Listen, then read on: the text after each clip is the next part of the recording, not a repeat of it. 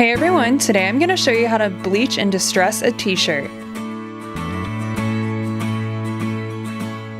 For the materials, you'll need a t-shirt, a spray bottle with bleach, scissors, and a pipette. First, lay out your shirt. This next step is optional, but I had a hole in each of the armpits, so I cut off the sleeves.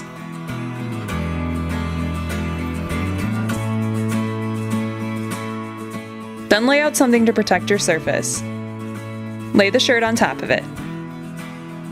This next part is totally up to you, but go around the shirt and spray it with the bleach.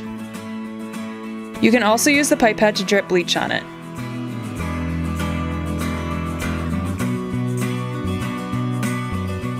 Then use the scissors to cut and stretch holes in the shirt.